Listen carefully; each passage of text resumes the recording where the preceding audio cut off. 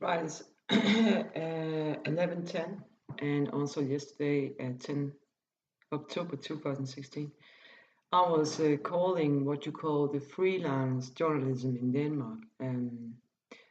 It seems to be a very string of hackers, not that most intelligent lot I've spoken to, but some of the so-called journalists were sounding a bit like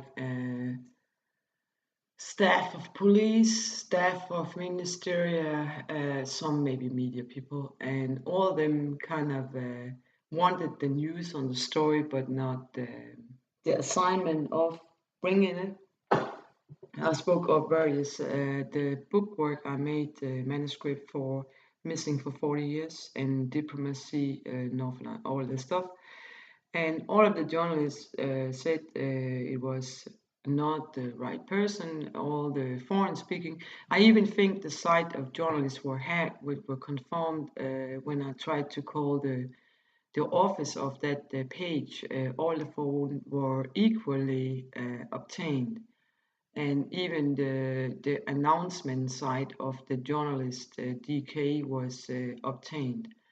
The last call I made was to try and get attention from Red Cross and Danish refugee help unattended to criticize the media for bringing pictures of child soldiers, vulnerable refugee kids, or the unspoken pedophily young brides, wherever they are, they're still pedophily victims, where the net newspaper has brought photos of all of these categories, plus handicapped Danish kids or Scandinavian kids, plus they refuse to admit that they have made conspiracy data share and hacking and industrial espionage in the media business, TV, film,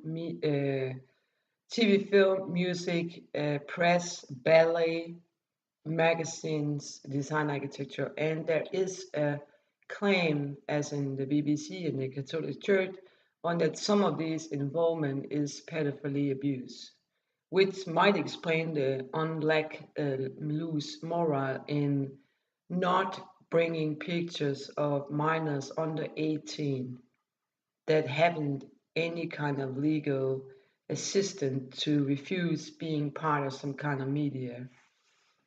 The last call to Danish refugee help was clearly a hacker taped, because the person I spoke to, there was a kind of cut in the taping where the person sounded a bit like young Prince Frederick, which he's not anymore, um, saying about we are helping in 40 countries around the world, right?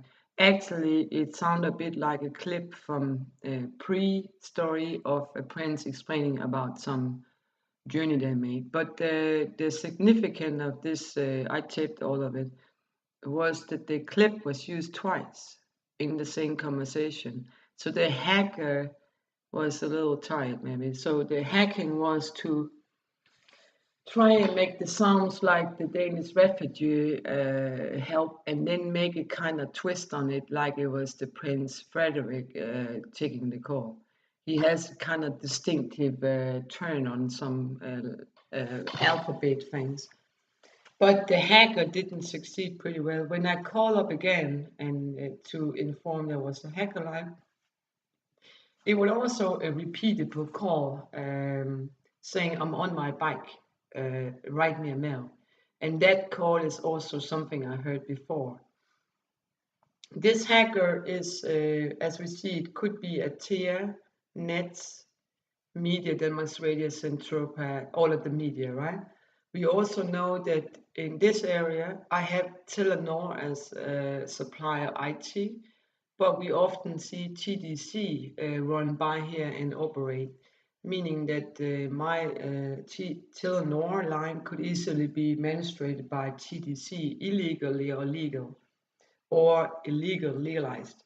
We also know that some of the hackers can be from a PC, iPhone close by, it could be a neighbor. It could also be a car running by. We often have slow driving cars here. We also have energy company in Esbjerg, and we have an energy company in Skjern, which is also around. We have some cars, often sees media cars.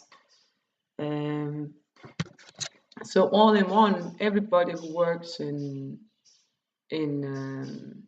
supply of IT, supply of energy, and so on, streaming of TV and so on, can be the hacker.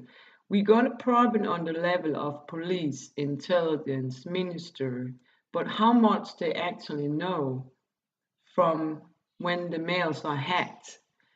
Meaning that if I send a mail to justice minister but don't get any answers, which could be wrong, right? So we don't know how much of this is a cooperation between media and police intelligence minister to cover up the Clinton agreement, or it is only bottom up or top down, bottom up, and so on. So it's a kind of limbo right now. All of the calls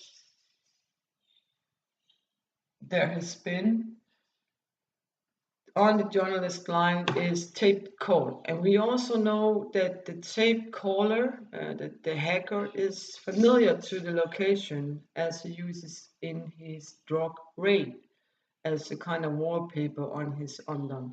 Right. So actually, we got a abuser on hacking. We got a physical abuser, and we got somebody with access, really easy access to this kind of secret, blacklisted, isolation, and authority backyard, right? So actually, I was talking to military staff, and they say if I have to deliver anything to the state of Denmark, then I have to go by train, which is unpaid, so I refuse to go any longer. And we also got some kind of, just a minute, that's really aggressive birds, you know. Angry birds, you could say. Anyway, I would really like to go in exile in Canada because I am a little fed up with the United States and the FBI misconduct on the cases. I'm also a little fed up with the UK and Ireland and Denmark, especially because I say they're asked so many times in ways of conflicts. They don't pay their bills, and they kind of flash around with acceptable hacking by police, intelligence, and minister, and that's enough, right? So right now I'm confirming with the United States how to handle the situation, and confirming with the UK how to handle the situation, but not by the Danes anymore, right?